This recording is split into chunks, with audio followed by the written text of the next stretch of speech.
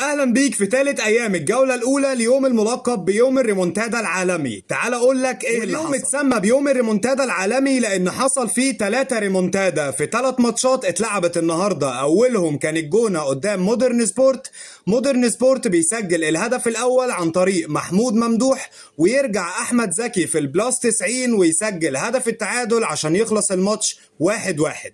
وتاني واقوى ريمونتادا حصلت النهارده كانت في ماتش سيراميكا والقناه، لان سيراميكا قدر عن طريق محمد رضا بوبو يسجل الهدف الاول بعد ما ضيع ضربه الجزاء وبيفولو عليها، يسجل 1-0 لسيراميكا ويخلص الشوط الاول 1-0 لسيراميكا كليوباترا. وفي بدايه الشوط الثاني ابراهيم سامي بيسجل ضربه جزاء علشان يتعادل لنادي القناه، يخلص الماتش 1-1. لا طبعا، لان بيحصل ريمونتادا في البلاس 90 ومفاجأة كبيرة جدا لنادي القناة عن طريق وايو بيسجل الهدف الثاني للقناة، يخلص الماتش 2-1 للقناة، واول 3 نقط غالية لنادي القناة. وثالث ريمونتادا بتحصل النهاردة كانت في مواجهة الاهلي والشرقية انبي. الشرقية انبي اللي بيفاجئ الكل وفي اول تلت ساعة بيتقدم على النادي الاهلي 2-0. علي ايهاب بيسجل هدف بتسديدة من بره ال 18، ومحمد عصام بيسجل هدف بعد كارثة دفاعية لدفاع النادي الأهلي، بينفرد بمصطفى شوبير وبيحطها في الزاوية البعيدة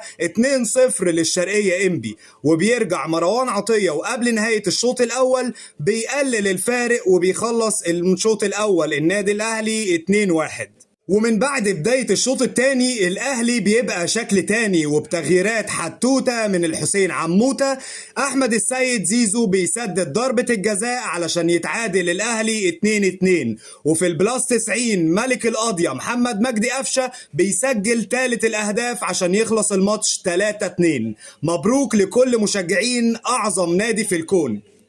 انا بس عندي استفهام واحد، طاهر محمد طاهر ليه مجدد للنادي الاهلي؟ وما تنساش يا ابو الكباتن تقول لي رايك ايه في اداء النادي الاهلي في اول ماتش ليه في الموسم الجديد، وانك تدعمنا بلايك وشير وسبسكرايب. سلام.